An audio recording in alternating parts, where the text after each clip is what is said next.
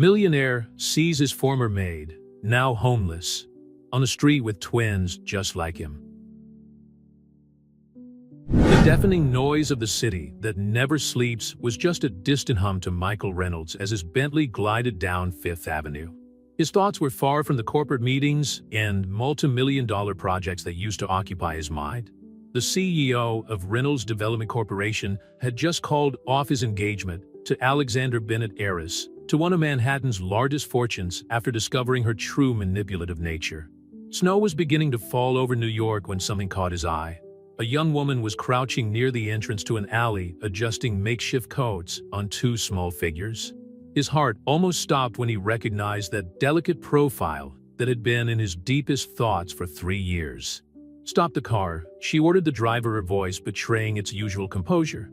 Catherine Parker, or simply Katie as he used to call her, was the last person he expected to meet on the icy streets of Manhattan, especially in those conditions. The woman who had once been his housekeeper, who filled his home with discreet laughter and furtive glances, was now battling the biting December cold, protecting 2 children. Michael felt short of breath when he approached and saw the little faces. It was like looking at his own childhood photographs duplicated. The boys, who must have been no more than 3 years old, were his exact copies, from their blue-gray eyes to the shape of their noses. "Katie," his voice came out as a hoarse whisper. She froze at the sound of that voice, her shoulders tense at the instant recognition. When she turned around, her green eyes, which had always been bright, were dull and full of hurt. "Mr. Reynolds," she replied formally, instinctively placing herself in front of the boys. "Please tell me you didn't." The words died in his throat as his hands shook, not from the cold, but from the devastating realization that hit him. "They're your sons," Katie confirmed, raising her chin in a gesture of defiance, even though her lips were trembling. "Mason and Matthew." Michael's world fell apart. 3 years. He had lost 3 years of his children's lives. Children he didn't even know existed. "Why didn't you ever tell me?" "Tell you how?" The bitterness in his voice was palpable. "The day I found out about the pregnancy, your fiancé fired me. Alexander made it clear that if I tried to contact her, I'd be sued for defamation." The pieces of the puzzle began to fall into place. Katie's sudden dismissal, Alexandra's strange behavior, in the following weeks the confidentiality documents that needed to be signed. "I looked for you." Michael stepped forward, his heart breaking as he saw Katie step back for months. "No one knew your whereabouts." "I moved cities," she explained, smoothing the worn scarf around one of the boys' necks. "I worked in Chicago until last month when I lost my job and my apartment." New York was familiar. Michael watched the twins, who looked at him with childlike curiosity. Mason, or was it Matthew, held a small, worn-out stuffed dinosaur, while the other clung to his mother's leg. "Come with me," he asked, his voice breaking. "Please. It's snowing. The children need shelter." "We don't need charity, Mr. Reynolds," Katie replied, but her tone wavered as she felt one of the boys shiver. "It's not charity, Katie.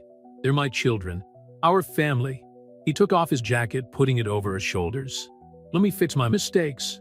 Please." The silence that followed was filled only by the distant sound of traffic and the soft crunch of snow. Katie looked at her children, at the dark sky that promised an even colder night, and finally at Michael. In his eyes, she saw not only regret, but also that same affection they shared on quiet afternoons in the library of their mansion, when they talked about books and unfulfilled dreams. "One night he finally gave in. Just until we find another solution." Michael nodded, guiding them to the car. While the driver settled the small family in the back seat, he sent a quick message to his current housekeeper asking her to prepare rooms and hot meals. During the drive, he watched in the mirror as Katie whispered reassuring words to the boys, who were already starting to doze off warm for the first time in days. His heart squeezed as he thought of how much time they had spent on the streets, how much suffering they could have avoided if he had found out the truth sooner. The Reynolds mansion on the Upper East Side was exactly as Katie remembered it, imposing and welcoming at the same time. As she cradled the sleeping Matthew in her arms with Michael carrying Mason, she tried to ignore the memories this place brought back: the laughter shared in the kitchen, the late-night chats in the garden, the stolen kiss on Christmas Eve that would change their lives forever. "Welcome home," Michael murmured, more to himself than to them, as he opened the door to the mansion. What neither of them knew was that that night would only mark the beginning of a journey of redemption, forgiveness, and a love that, even buried under years of hurt and misunderstanding, had never really died. The cozy warmth of the Reynolds mansion contrasted drastically with the cold of the streets that Katie and the twins had faced in recent weeks. The housekeeper, Mrs. Henderson, a gray-haired lady with a kind expression, was already waiting for them, with hot towels and steaming soup. "The guest rooms are ready, Mr. Reynolds," she informed them, casting a compassionate glance at Katie and the children. Her eyes widened slightly as she noticed the striking resemblance between the boys and her boss, but she maintained her professional discretion. Michael led the little family up to the second floor, carrying Mason, who was still asleep. The hallway was exactly as Katie remembered it, the same oil paintings, the same Persian rug, the same memories that made her heart squeeze. "You can stay in these connected suites," Michael indicated, his voice low, so as not to wake the boys.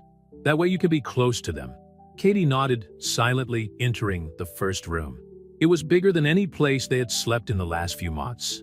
As she laid Matthew down on the king-size bed, her hands shook as she removed the worn shoes from her son's feet. "I'll ask you to bring some clean clothes," Michael offered, placing Mason next to his brother. "For all of you." "You don't have to," Katie began, but he gently interrupted her. "Please, Katie, let me do this." The look they exchanged was full of unspoken words. Katie turned away, first focusing on covering the boys with the soft comfort. "You must be hungry," Michael observed. "Mrs. Henderson has prepared soup, and there are sandwiches in the kitchen." "I need to stay with them," she replied, taking a seat on the edge of the bed. "I can have them brought here," he insisted. "Katie, you need to eat." The concern in his voice made something inside her break. The tears she had held back for so long began to flow silently.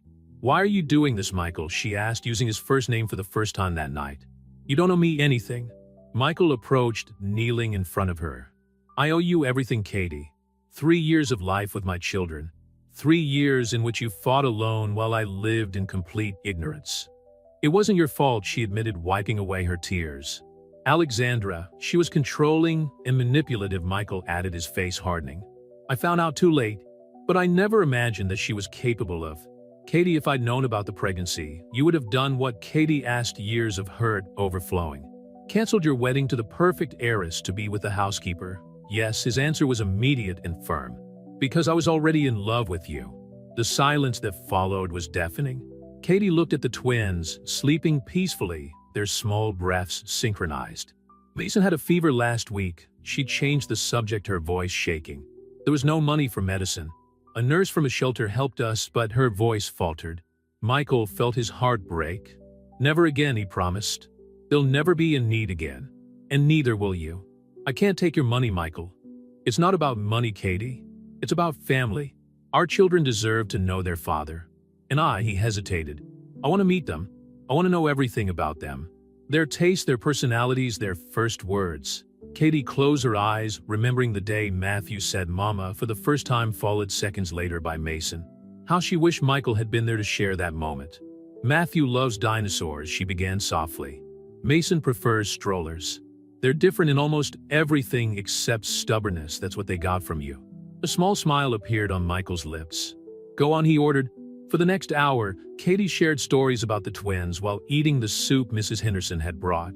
She talked about their first words, their first steps, their little personalities that developed in different ways despite their identical appearance. Michael absorbed every word like a thirsty man in the desert. Occasionally his eyes would fill with tears as he realized all that he had lost. "They're asking about you," Katie finally revealed. "They started a few months ago. While they didn't have a father like the other children." "What did you tell them?" "That their father was a good man who didn't know about them, but that he would love them very much if he did." Michael reached for her hand, squeezing it gently. "You were right about the last part." Katie didn't withdraw her hand, but her gaze was distant. "What happens now, Michael?" "Now," he replied, "you stay. For as long as it takes. I'll hire the best lawyers to legally guarantee my paternity, and then we'll make it work. As a family, if you give me the chance." Katie looked at her sleeping children, at Michael's hand still on hers, and at the life they could have, the life she had secretly dreamed of during those lonely nights in Chicago. "One day at a time," she finally answered. Michael nodded, realizing that he would have to win back not only her trust, but also her heart. And for the first time in 3 years, they both felt a small flame of hope ignite in their bruised hearts. The Reynolds mansion awoke the next morning to the sound of children's laughter echoing through the corridors. Michael, who had barely slept to review the events of the night before, found the twins curiously exploring the grand entrance hall, while Katie tried without much success to contain her enthusiasm. "Daddy," shouted Mason, or was it Matthew, when he saw him coming down the stairs. The word hit Michael like a punch in the gut, making his heart skip a beat. Katie froze, clearly not expecting such a spontaneous reaction from the children. "Sorry," she muttered. They heard Mrs. Henderson commenting. "Don't apologize," Michael replied, his voice breaking. "It's who I am." He bent down to the boys, who were now watching him curiously. "Good morning, little ones." Matthew, holding his inseparable dinosaur, stepped forward. "Do you have any more of those?" he asked, pointing to a small bronze statue on the console. "In the library," Michael smiled. "Do you want to see it?" The boy's eyes lit up, and soon Michael was leading his newfound family through the oak double doors. Katie followed, her conflicting emotions evident on her face. The Reynolds Library was a two-story sanctuary with floor-to-ceiling shelves filled with leather-bound volumes. There was an impressive collection of historical artifacts and replicas in display cases, including several miniature dinosaurs that immediately captured Matthew's attention. "I remember you here," Michael commented softly to Katie as the boys explored in fascination. "I always found you reading during your breaks." "Jane Austen," she replied, a small nostalgic smile appearing on her lips. "You used to tease my romantic taste, and you passionately defended each story." He hesitated.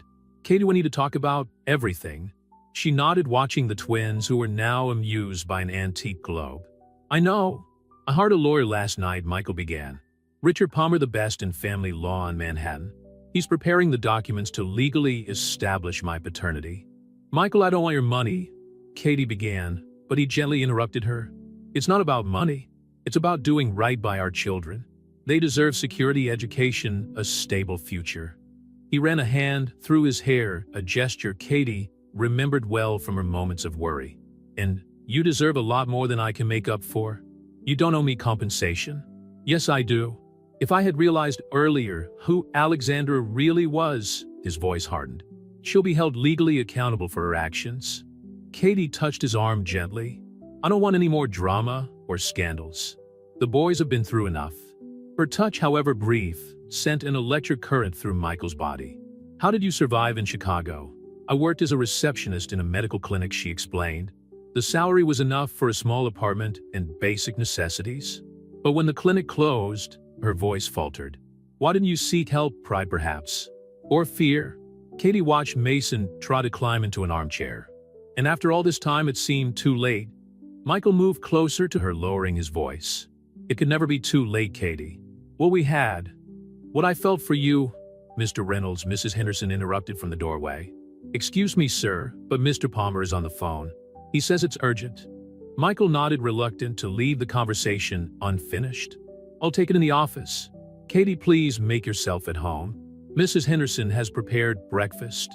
When he left, Katie allowed herself a moment of weakness, closing her eyes and taking a deep breath. The memories of that library were almost overwhelming. The afternoons, sharing favorite books, the discussions about literature that always seemed to have a deeper subtext. The moment when she realized she was hopelessly in love with her boss. "Mom," Matthew called out, bringing her back to the present. "Look what a book." "Yes, love," she smiled, coming closer. "Your father always loved reading." "Just like you," Mason commented, surprising her. Sometimes he forgot how observant his children were. In the office, Michael tried to concentrate on his conversation with Palmer, but his mind kept going back to the family in the library. "The documents will be ready this afternoon," Palmer informed him. "But Michael, I have to warn you, this could turn into a media circus when it leaks. The CEO of Reynolds Development with secret children, the press will go crazy." "I don't care about the press," Michael replied firmly. "My priority is to guarantee my children's rights and protect them and Katie from any negative exposure." "What about Miss Bennett?" "Alexandra made her choice 3 years ago. Now she will face the consequences." After ending the call, Michael returned to the library, finding Katie sitting on the floor with the boys reading a story. The scene was so natural, so perfect, that for a moment he forgot about the 3 lost years. Daddy, sit down, Mason called out, tapping the rug next to him. Michael didn't hesitate, joining the small family circle. Katie continued, reading her soft voice, bringing the words to life while the boys snuggled between them. It was at that moment, surrounded by the warmth of his unexpected family, that Michael made a silent promise. He would do anything to keep Katie and the twins in his life, to make up for lost time, and above all, to win back the heart of the woman he had never stopped loving. The news exploded in the main New York tabloids even before lunch. CEO of Reynolds Development has secret heirs, screamed the headlines. Michael watched the notifications multiply on his cell phone, while Katie fed the twins in the mansion's kitchen. We need to talk about this, he said, showing the news to Katie, who visibly paled. How did you find out so quickly? She asked, wiping Mason's face with a napkin. Alexandra, Michael replied, his voice laced with bitterness. Palmer just informed me that she gave an exclusive interview, painting herself as the betrayed bride. Katie closed her eyes for a moment, trying to control her emotions. Children can't be exposed to that. I agree. That's why I've made some arrangements. Michael sat down next to them at the kitchen table. I have a house in Southampton. It's secluded, safe, and away from the eyes of the media. We can move there temporarily until this storm passes. Move? Katie hesitated. Michael, I can't just… Mama, I want more pancakes, Matthew interrupted, oblivious to the adults' tension. Mrs. Henderson, who was discreetly preparing more coffee, quickly served the boy another pancake. The sweet aroma of maple syrup filled the kitchen. Katie, Michael seized the moment when the twins were distracted by breakfast. I know it's a lot to ask, but think of the boys. Reporters are already flocking to the gates. In a matter of hours, we'll have helicopters flying over the estate. As if to confirm his words, Michael's phone vibrated with a message from the head of security. 3 more vans from TV stations had arrived. Katie watched her children, so innocent and oblivious to the chaos around them. After everything they had been through on the streets, the last thing she wanted was to expose them to more trauma. How long? She finally asked. A few weeks, maybe a month. Enough time for Palmer to sort out the legal issues and prepare our defense against Alexander's allegations. The mention of the name reminded Katie of that fateful afternoon 3 years ago. Alexandra calling her into her private office, the cruel smile as she dismissed her, the veiled threats about what would happen if she tried to contact Michael. She's going to try to destroy us, Katie muttered. Michael reached his hand across the table. I won't let her. Not this time. His touch was warm and comforting, bringing back memories of stolen moments in the library, of whispered conversations in the garden, of the kiss that changed everything. The house is a huge garden, Michael continued, addressing the twins, with a swing and lots of space to play. The children's eyes lit up at the prospect. Can we take Rex? Mason asked, squeezing his stuffed dinosaur. Sure thing, champ. Michael smiled, feeling his heart melt at his son's innocence. Rex will have his own room if he wants. Katie watched the interaction, amazed at how naturally Michael took on his role as father. It was as if those 3 years of separation had never existed.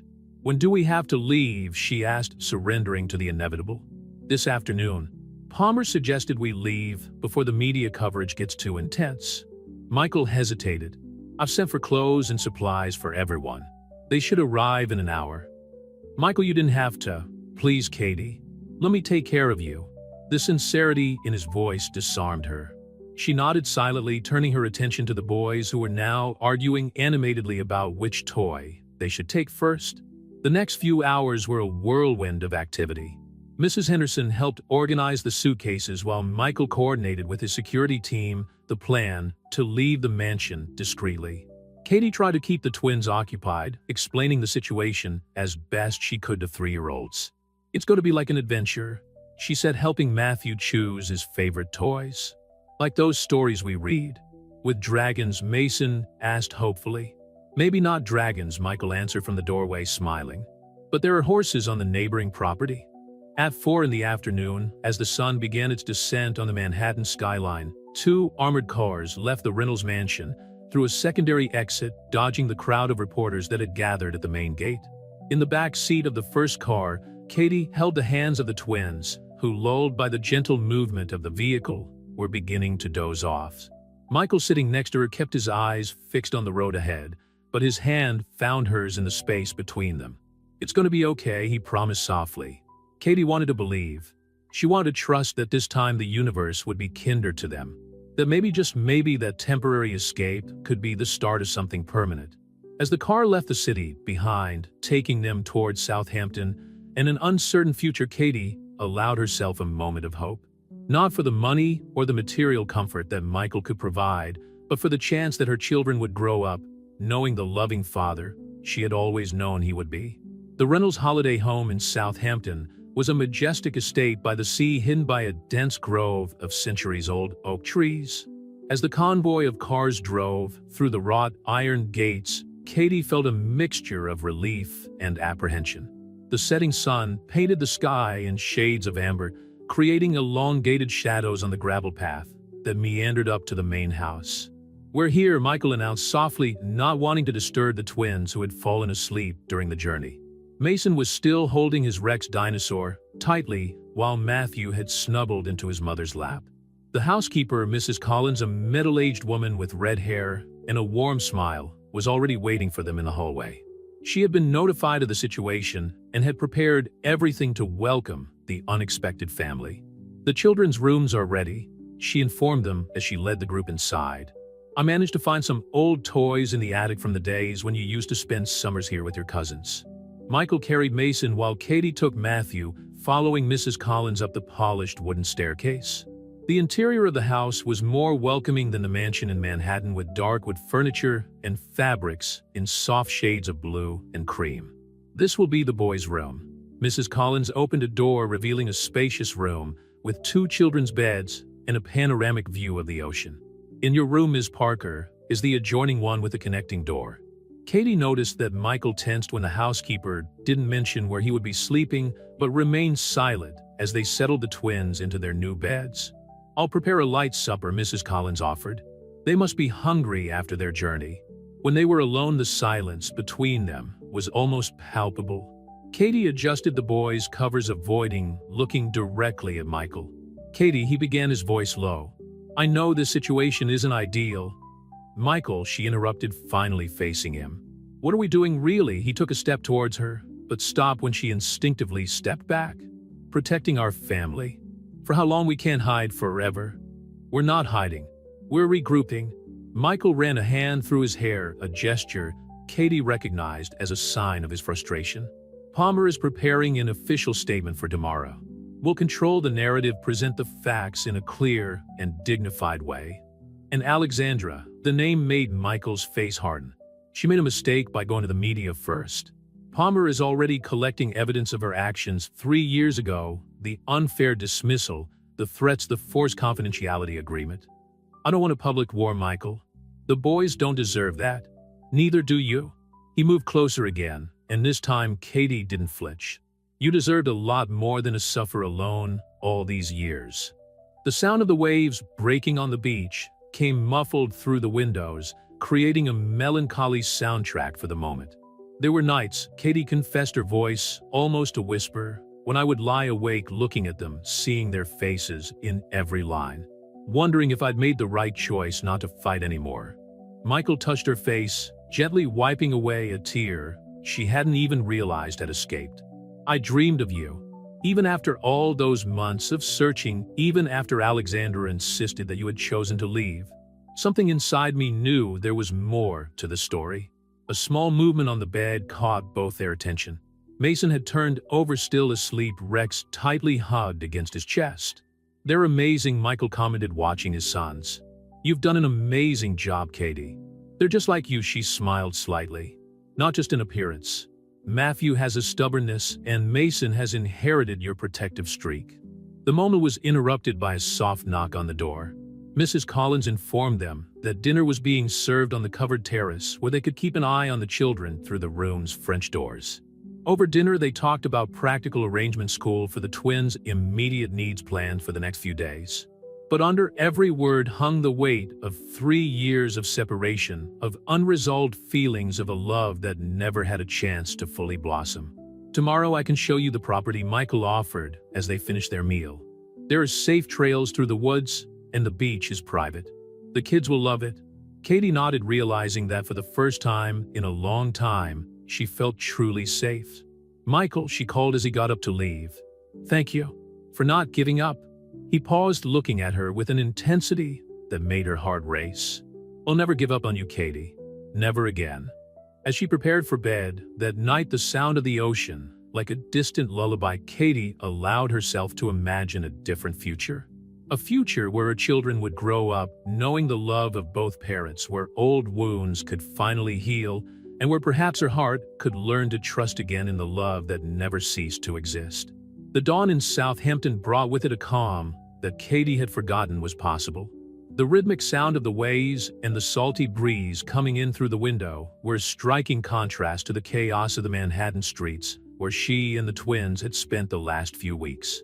Matthew was the first to wake up, his small figure appearing at Katie's bedroom door, still in his pajamas, dragging Rex along the floor. "Mummy, there's a sea out there," he exclaimed, his blue eyes so identical to Michael's, sparkling with childish excitement. "Yes, love," Katie smiled, picking him up. "Do you want to go and have a closer look after coffee?" Mason was quick to join them, and soon the three of them went downstairs to the kitchen, where Mrs. Collins was already preparing pancakes. Michael was sitting at the scullery table, surrounded by newspapers and his laptop, his expression tense as he read the day's headlines. "Good morning," he greeted, his face instantly softening at the sight of his family. "Did you sleep well?" "Dad, can we go in the water?" Mason asked, climbing into a chair next to him. "After coffee," Michael replied, closing his laptop. "But first we need to establish some safety rules." Katie noticed his hesitation at the mention of security. "Is the news bad?" Palmer managed to contain the worst of it, he explained, buttering a piece of toast for Matthew. "But Alexandra gave another interview. She's trying to paint a narrative that you—" He looked at the boys, choosing his words carefully. "Planned everything from the start." Katie felt her stomach turn. How could she? "It doesn't matter," Michael interrupted her gently. "Palmer has enough evidence to disprove every allegation." Even he hesitated. "We found the bank transfer she made for you to leave town." The silence that followed was broken only by the sound of the twins chewing their pancakes, oblivious to the tension between the adults. "Did you know?" Katie finally asked, her voice trembling. "I found out last night," Michael replied, his expression a mixture of anger and regret. "Katie, why did you take the money?" She closed her eyes, the memories of that day coming back full force. "I was pregnant, scared, and out of options. Alexander said that if I didn't take it and disappeared, she would sue me for attempted extortion. I used the money to survive the first few months in Chicago until I got the job at the clinic." Michael reached across the table and took her hand. "I'm sorry you had to go through that alone." "Mom, I'm done," Matthew announced, breaking the moment. "Can we go and look at the sea now?" Katie discreetly wiped away a tear as Michael stood up. "How about we get changed first? I've got a surprise for you outside." The surprise turned out to be a complete set of beach toys, buckets, spades, children's bodyboards, and even a small inflatable boat. The twins' eyes widened at the treasure. "Michael," Katie began, but he interrupted her with a smile. "Let me do it, Katie. Let me be a father." The morning passed in a blur of laughter, sandcastles, and races along the water's edge. Katie watched in amazement as Michael naturally took on his paternal role, teaching the boys to jump the small waves and showing them how to make tunnels in the sand. He always wanted children, a voice said behind her. Mrs. Collins had brought water and snacks for everyone. "In the years I've worked here, I've never seen him as happy as he is today." Katie watched Michael twirl Mason in the air, the laughter of his children echoing across the private beach. "He would have been a wonderful father from the start." "He still might be," the housekeeper replied wisely. "Fate has curious ways of mending its ways." When the sun started to get too strong, the family returned to the house. The boys, exhausted but happy, were taken for a swim while Katie organized their new toys. "I have a video conference with Palmer in half an hour," Michael informed her, helping her. "Do you want to take part? One, think it's important for you to be present for the legal decisions." Katie hesitated. "What's he going to suggest?" "Apart from suing Alexander for defamation and blackmail," Michael sighed. "We need to make my paternity official, establish shared custody." "Katie, I want to be part of their lives. For real. Permanently." "And when all this storm is past," she asked, verbalizing her greatest fear. "When we don't have to hide here anymore." Michael moved closer, touching her face gently. "I'm not just here for the situation or out of obligation. I'm here because," he hesitated, his eyes meeting hers, "because I've never stopped loving you." The distant sound of the twins playing upstairs filled the silence that followed. Katie felt her heart hammering against her chest, torn between the desire to give in to that feeling and the fear of being hurt again. "Michael, you don't have to answer now," he smiled softly. "We have time. This time we have all the time in the world."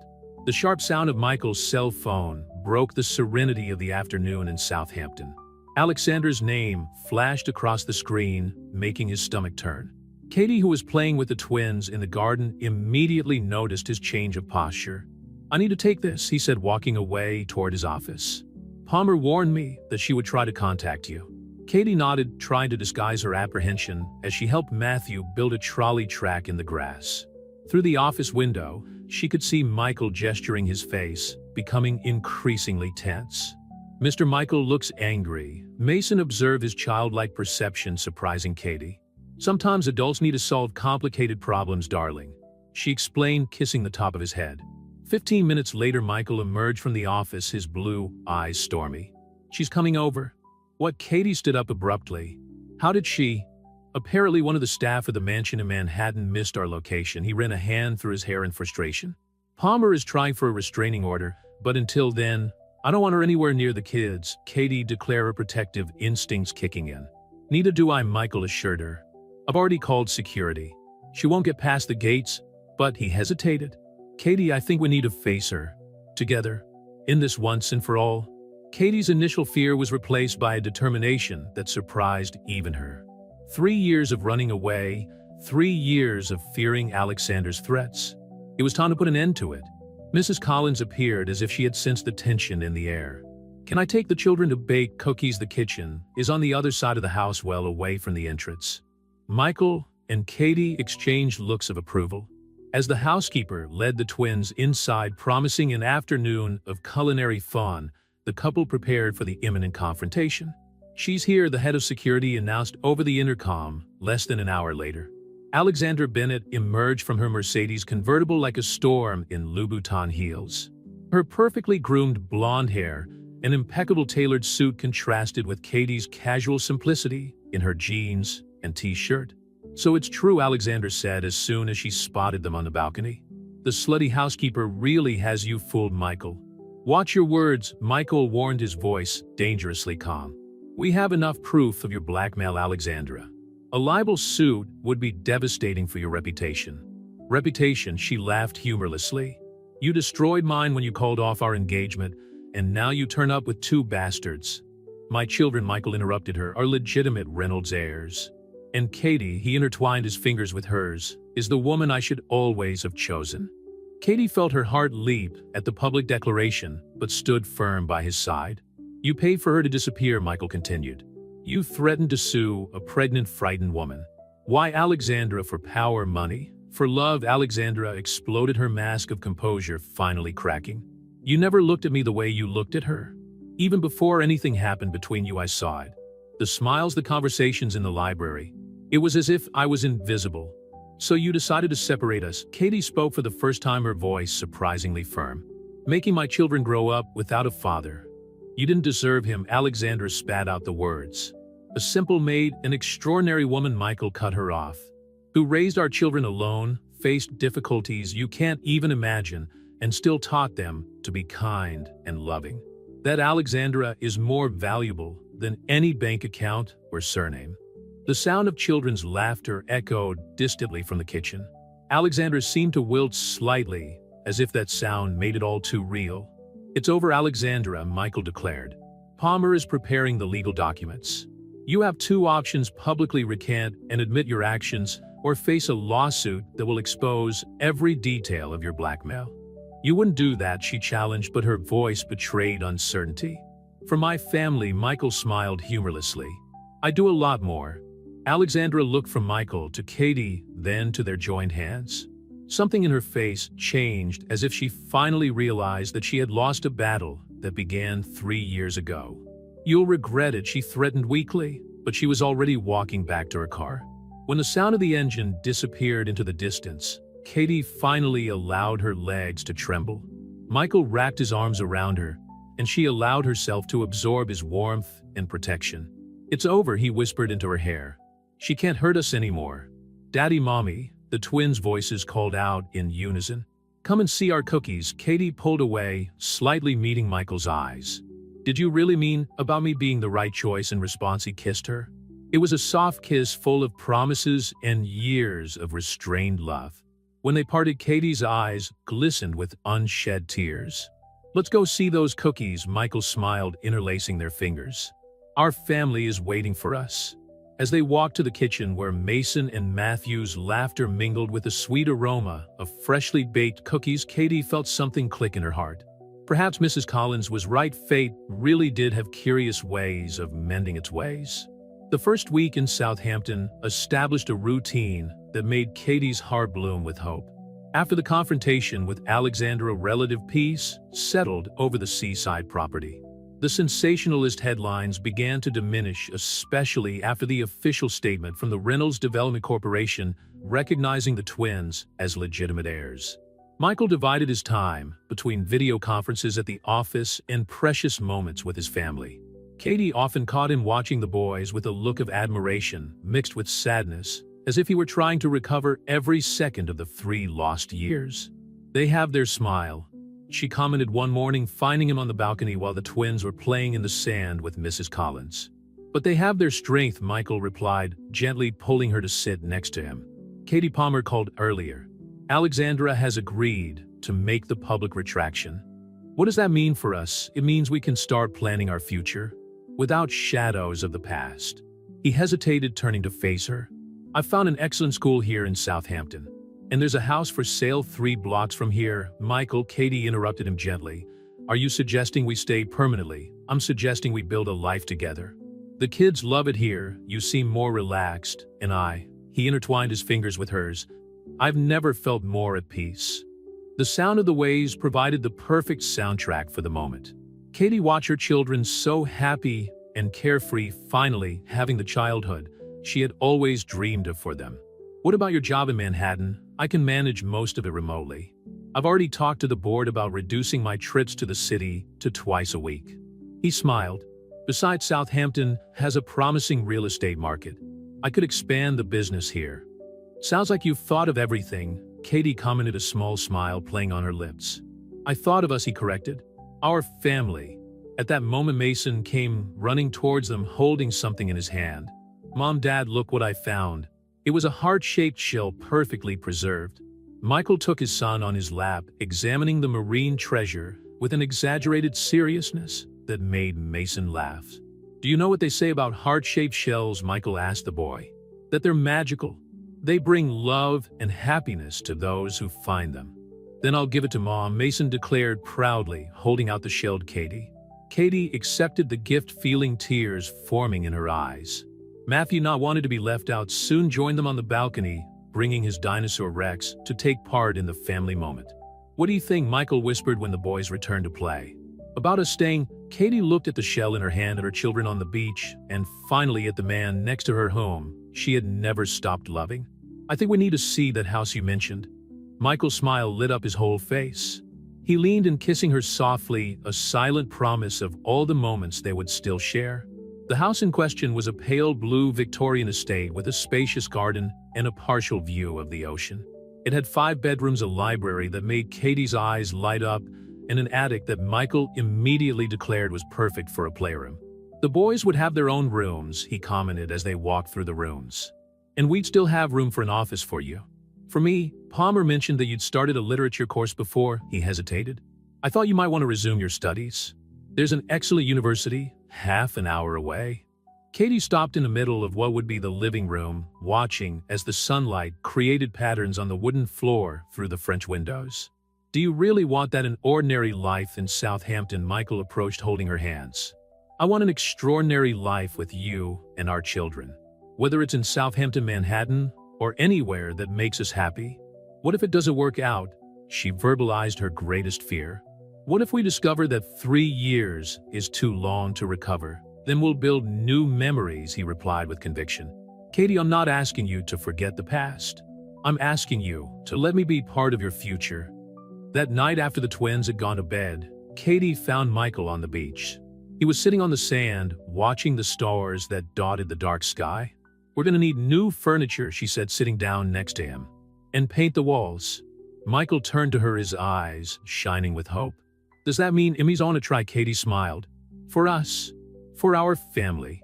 He pulled her into a kiss that spoke of promises, second chances, and a love that had survived 3 years of separation. When they parted, Katie rested her head on his shoulder, finally feeling at home. The boys will love having a yard of their own, she commented. Matthew is already planning where he's going to put his dinosaur collection. And I'm already planning where I'm going to put a swing, Michael added. And maybe a dog, Katie laughed. One step at a time, Mr. Reynolds. We have all the time in the world, Mrs. Parker, he replied, kissing her forehead. All the time in the world. The move into the blue Victorian house took place gradually over the next 2 weeks. Michael insisted on renovating a few rooms before the family settled in for good, transforming the space into something that reflected the new life they were building together. The boys' room needs to be perfect, he declared as he supervised the painting of the walls, a soft shade of blue for Mason and sage green for Matthew, colors that the boys themselves had chosen with all the seriousness that 3-year-olds can show. Katie found him one evening in what would become the library, organizing the shelves she had installed from floor to ceiling. Boxes of new books were scattered across the wooden floor, literary classics that she had mentioned loving during their conversations years ago at the mansion. You remembered, she commented softly, picking up a special edition of Pride and Prejudice. I remember everything, Michael replied, leaning closer. How you defended Elizabeth Bennet with such passion, how your eyes sparkled when you talked about Jane Austen. And how you teased that they were just sugary stories, Katie added with a smile. I was wrong, he admitted, touching her cheek gently. About a lot of things. The moment was interrupted by small footsteps running down the corridor. Mason and Matthew appeared in the doorway, still in their pajamas, their hair tousled from their afternoon nap. Daddy, come and see, Mason called out, tugging Michael's hand. Mrs. Collins made cookies. The housekeeper had insisted on moving to Southampton with the family, claiming that those boys need someone to keep their stomachs full of homemade treats. In fact, everyone knew that she had become deeply attached to the twins. In the kitchen, the scent of chocolate and vanilla filled the air. Mrs. Collins smiled as she helped Matthew decorate a cookie with colored sprinkles. Mr. Reynolds, she called, some important mail has arrived. I left it on your desk in the study. Michael nodded, but made no mention of leaving the familiar scene. Instead, he sat down at the kitchen table, taking Mason on his lap and pretending to steal a piece of his cookie, causing the boy to laugh. Katie watched the interaction, her heart overflowing. It was as if the universe was finally aligning all the pieces that had been scattered for so long. Mommy, Matthew called out, offering her a cookie decorated with more sprinkles than dough. I made it for you. It's perfect, love, she smiled, accepting the gift with the seriousness it deserved. Later, after the boys had gone to bed, Katie found Michael in his new office. He was holding an official envelope, his expression thoughtful. These are the paternity papers, he explained when she approached. And he hesitated briefly. There's something else I'd like to discuss. Katie sat down in the armchair opposite his desk, feeling slightly apprehensive. What is it? Palmer suggested that in order to fully protect the boys' rights, we should. He snorted, looking nervous for the first time since Katie had met him. We should make our situation official as well. Michael, I'm not proposing for legal reasons, he quickly clarified, getting up to kneel beside her. Katie, these 3 years without you have been the emptiest of my life. And now with you and our children here, I realize that I've never really been complete before.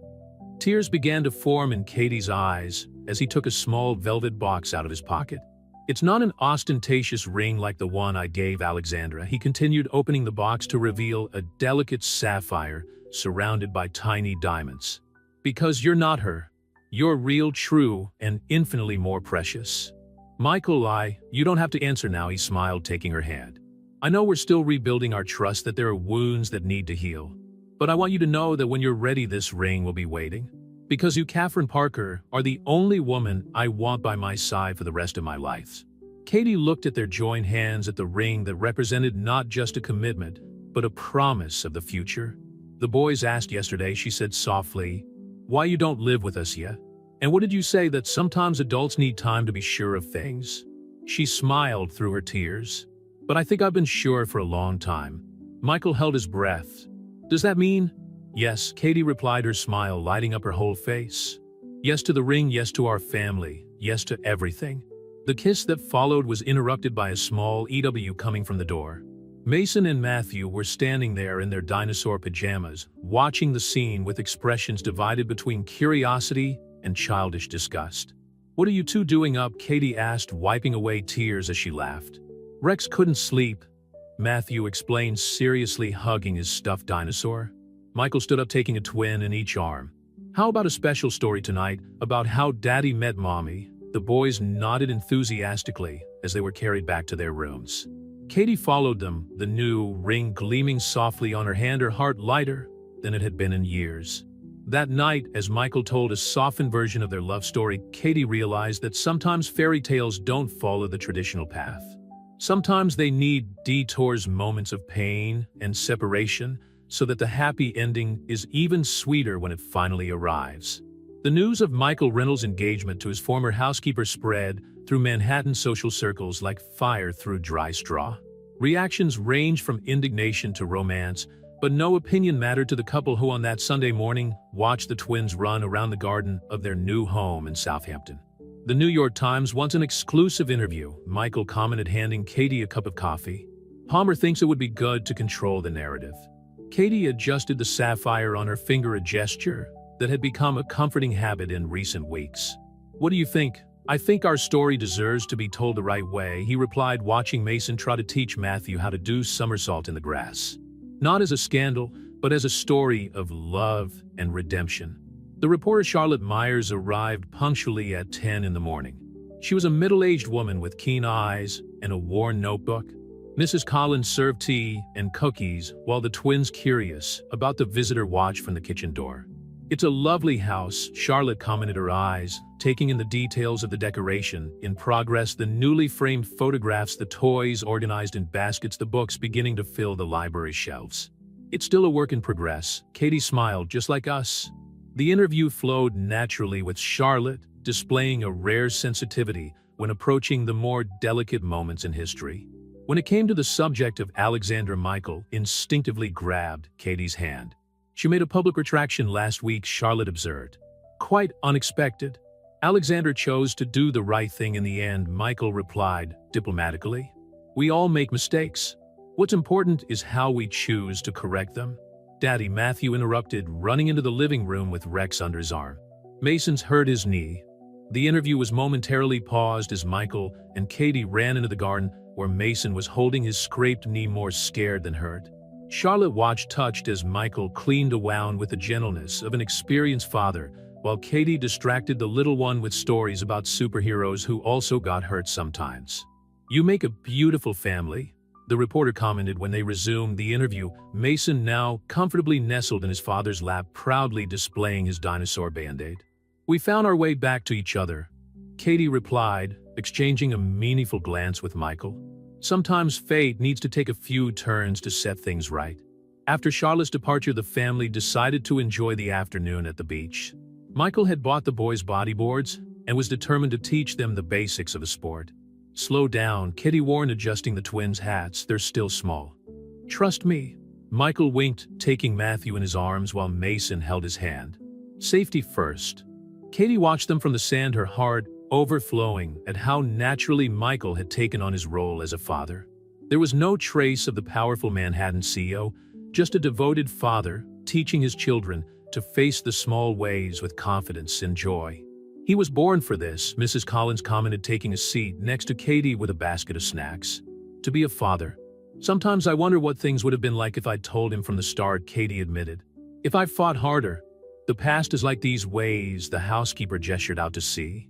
"We can't change it, only learn to navigate better in the present." The afternoon turned into one of the most precious moments they had ever shared as a family. The boys, exhausted but happy, fell asleep on the way home, each holding tightly to their little boards. Charlotte called, Michael commented as he carried Mason inside. "She wants to include some photos of us in the story. Something casual, family." "All right," Katie agreed, surprising him. "I think it's time we showed the world who we really are." That night, after the twins had been put to bed, Michael found Katie on the balcony, gazing at the stars. Without saying a word, he wrapped her in his arms, breathing in the soft scent of her hair. "Do you know what charmed me most about you?" he asked softly. "Apart from your intelligence, your strength, and your heart, the way you saw beauty in the little things." How you turned simple moments into precious memories. Katie turned in his arms, touching his face gently.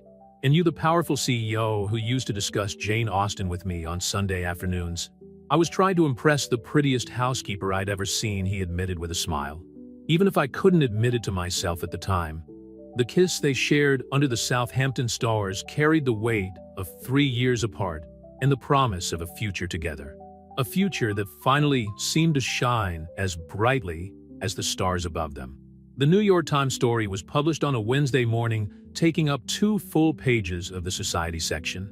The photographs captured genuine family moments: Michael teaching the twins to build sandcastles, Katie reading stories in the newly decorated library, the 4 of them sharing a relaxed picnic in the garden. "It's surreal," Katie commented, running her fingers over the pages of the newspaper. "To see our lies exposed like this." "Sorry," Michael asked, pouring her a cup of coffee in the sunny kitchen of their Southampton home. "No," she smiled, watching the twins play with their cereal. "Charlotte has done an incredible job of telling our story with dignity." Michael's phone vibrated, another message from Palmer. Since the story was published, interview offers and invitations to charity events have been flooding in. The story of the powerful CEO who found his true love and his children had captured the public's imagination. The boys' school called, Michael commented, checking his emails. "They want to arrange a visit to see the facilities next week." So soon, Katie felt a tightness in her chest. Her children, who until a few months ago were struggling to survive on the streets, would now have the opportunity to attend one of the best prep schools in the state. "Are you excited about the idea?" Michael asked the twins, who immediately stopped playing with their cereal. "Are there going to be dinosaurs?" Matthew asked seriously, making the adults smile. "Maybe in the library," Michael replied. "And I'm sure Rex can go with you on the first day." Mason, always the more observant of the two, noticed Katie's worried expression. "Is Mum sad?" "No, love," she quickly reassured him. "Just thinking about how fast you're growing up." Michael reached across the table, entwining his fingers with hers. "They'll be fine. We'll be there for every step." After coffee, while Mrs. Collins entertained the boys with a finger-painting session, Michael found Katie in the library. She was organizing the books on the shelves, a task that had become almost therapeutic. "I found these," he said, handing her a yellowed envelope. "These are your old notes from your literature course. Mrs. Henderson kept them when you left." Katie opened the envelope with trembling hands. Inside, pages and pages of literary analysis, dreams written in the margins, plans for a future that seemed to have been stolen. "The University of Southampton has an excellent literature program," Michael continued softly. "The fall semester starts in 2 months." "Michael, I can't." "Yes, you can," he interrupted her gently. "The kids will be at school during the day, and I can adjust my schedule to be more present." "It's her dream, Katie. It always has been." Silent tears streamed down her face as she reread her old notes. They seemed to have been written by someone else. Someone younger, more hopeful.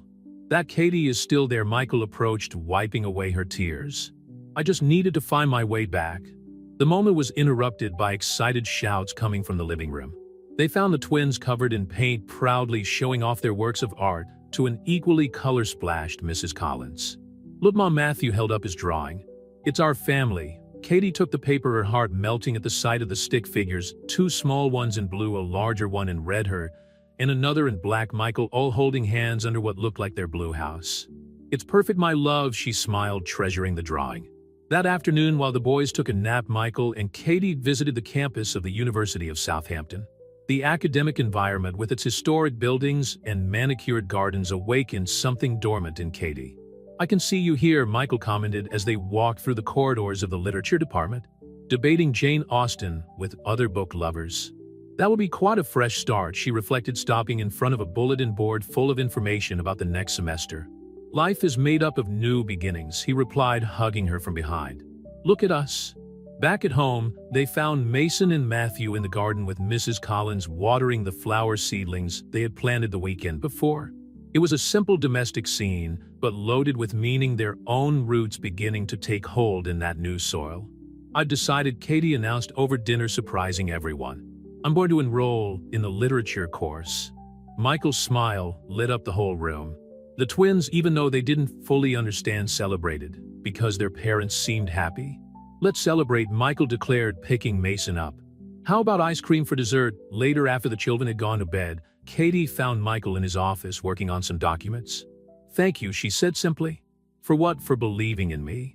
For giving me a second chance at my dreams." Michael stood up, pulling her into his arms. "You gave me a second chance at life, Katie. A family, true love, purpose. It's the least I can do."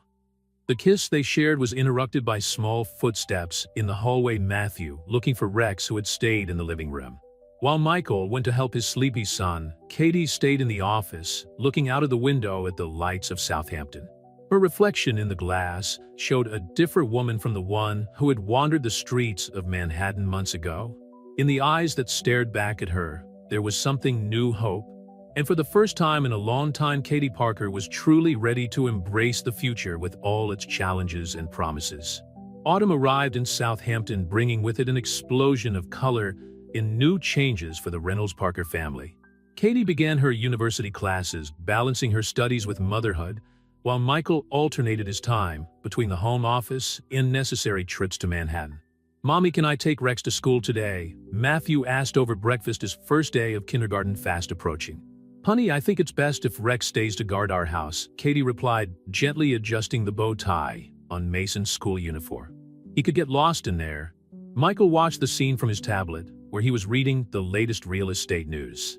His heart still leapt every time he saw his family reunited like this, a dream that for 3 years had seemed impossible. "The driver will be here in 15 minutes to take you," he said, checking his watch. "Do you want me to come along?" The twins' eyes lit up. Even after months of living together, they still reacted with pure joy to every moment shared with their father. "I have a surprise for after school," Michael added, winking at Katie, who raised a curious eyebrow. Westbrook Academy was a century-old institution with impeccable gardens and a welcoming atmosphere that immediately won the boys over. Mrs. Bennett, the kindergarten teacher, welcomed them with a warm smile. "We have other twins in the class," she commented, noticing Katie's apprehension, "and I promised to keep an extra eye on them." The separation was more difficult for the parents than for the children. Mason and Matthew, entertained by their new friends, barely waved when Katie and Michael said goodbye. "They'll be fine," Michael assured them, noticing the tears in Katie's eyes as they left the school. "I know," she replied, wiping her eyes.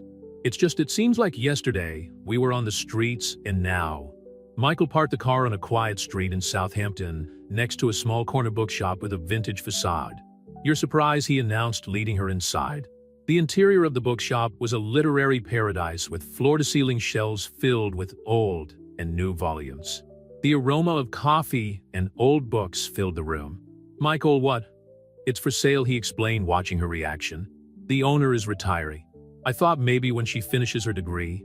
Katie ran her fingers along the spines of the books, her heart racing with the possibilities. "A bookshop of our own, with a literary cafe on the mezzanine," Michael continued, pointing to the top floor.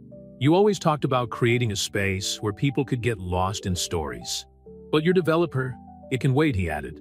"Katie, I want to build something with you. Not just a family, but a legacy." Mrs. Roberts, the current owner, emerged from the back area. She was an elegant lady with tortoiseshell glasses and a pearl necklace. "I'm Mr. Reynolds," she smiled. "And this must be your fiancé. Come, let me show you the hidden treasures." For the next hour, they were guided through every corner of the bookshop. Mrs. Roberts shared stories about memorable customers, about rare first editions stored in the basement, about the reading group that had been meeting every Wednesday for more than 2 decades. "This place needs someone who loves stories as much as I do," she commented, watching Katie examine a first edition of Persuasion with reverence. "Someone who understands that books aren't just products, they're portals to other worlds." When they left the bookshop, Katie was silent, lost in thought. Michael respected her space, driving back home, where Mrs. Collins was waiting for them with lunch ready. "It would be quite a change," Katie finally said as they ate lunch on the porch, basking in the soft autumn sun. "You have time to think about it," Michael replied. "Mrs. Roberts doesn't want to sell to a big chain. She wants someone who will preserve the soul of the place." "How do you always know?" Katie asked softly. "How do I always know what's in my heart even before I know it myself?" Michael smiled, taking her hand on the table. "Because your heart and mine are connected, Katie. They always have been." The rest of the afternoon passed quickly between preparations to pick up the twins and household chores.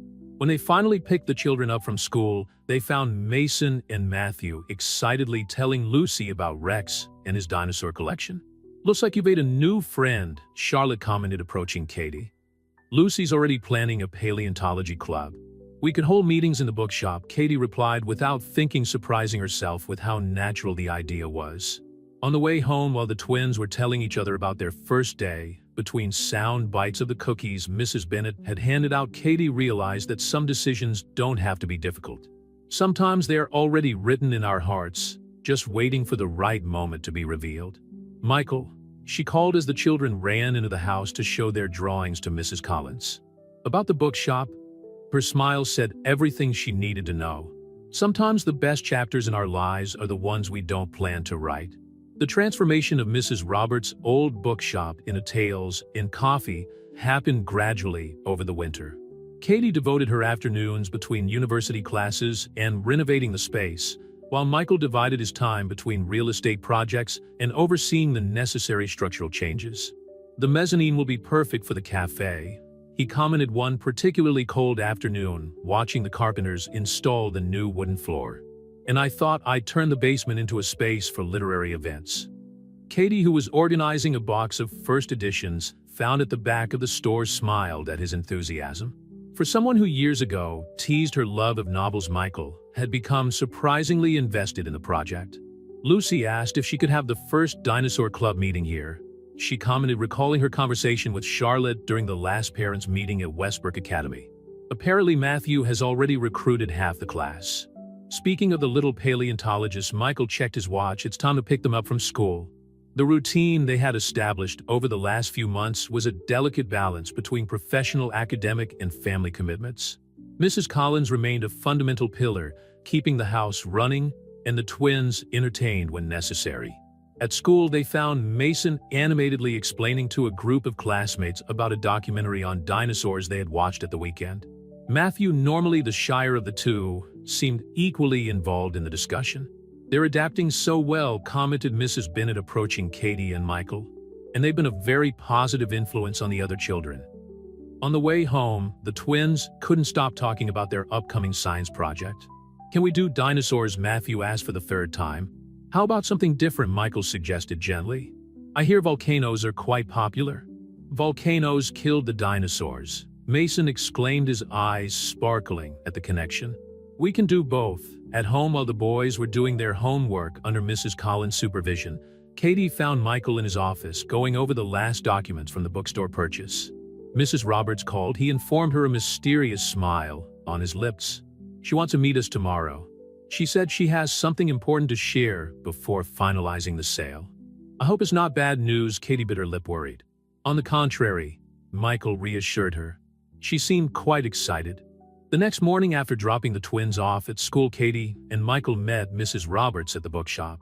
She was waiting for them with tea served in delicate china cups and an old photo album on the table. "I wanted to show you something," she began, carefully opening the album. "This bookshop isn't just a business. It's a repository of stories, not just the ones on the shelves, but the ones that happened between these walls." The photographs told the story of 5 decades young couples who met among the shelves, budding writers who had their first public readings, their children who grew up attending the Saturday storytelling sessions. "My late husband used to say that books are bridges," Mrs. Roberts continued, her voice soft with memory.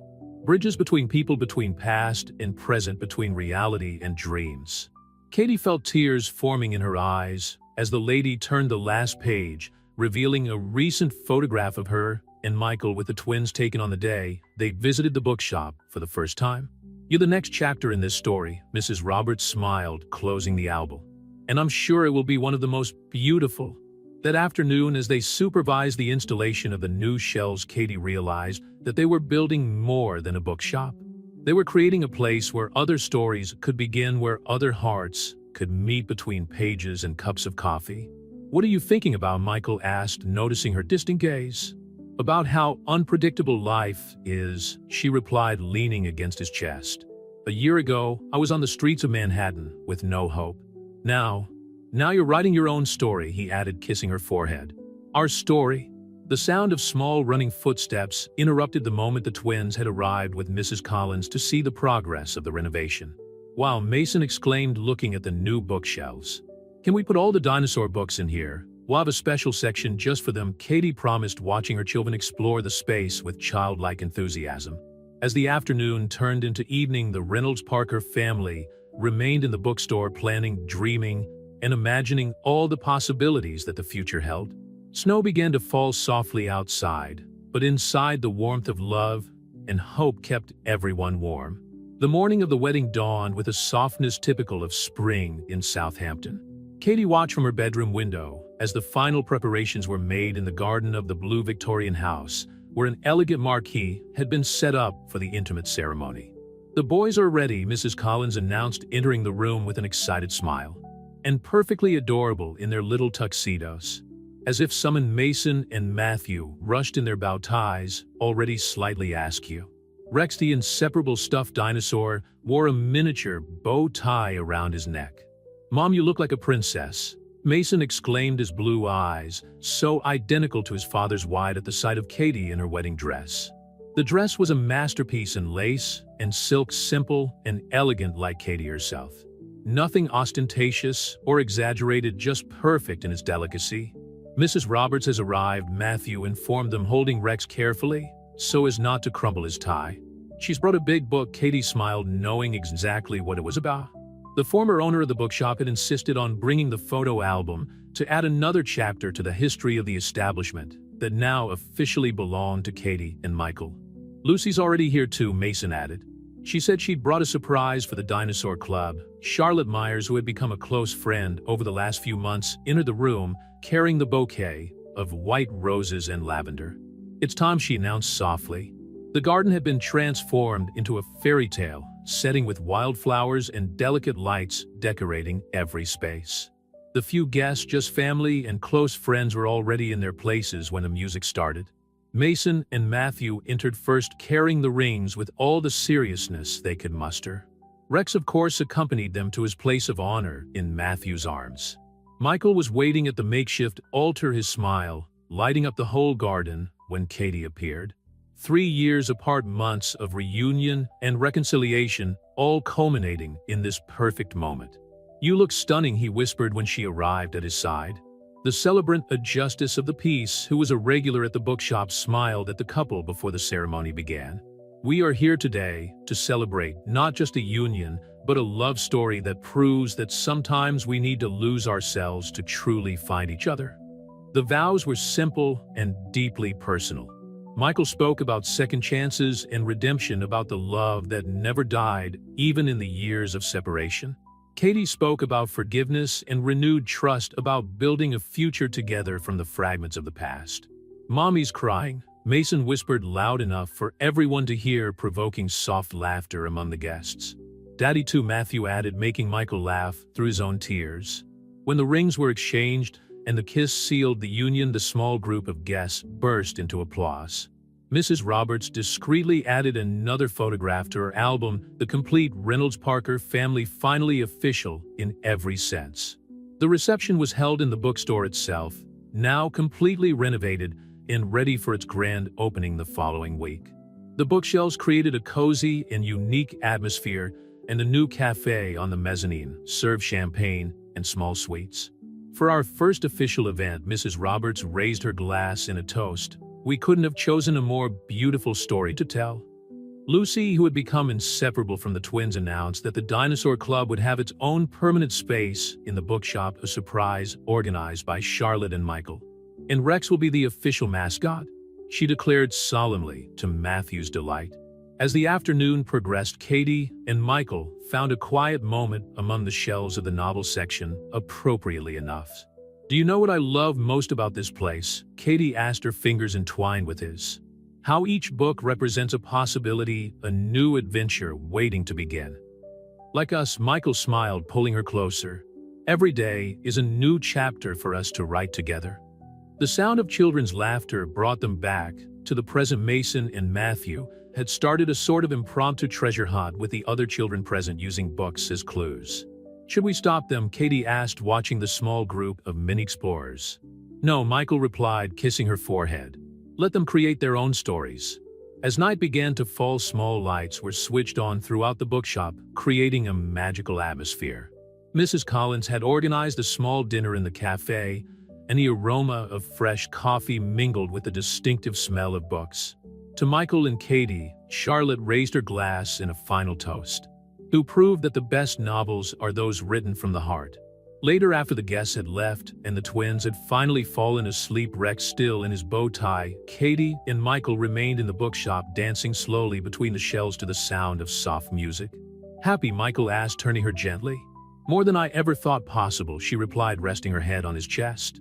"We have our family, our place in the world, and all the stories we're still gonna live," he added.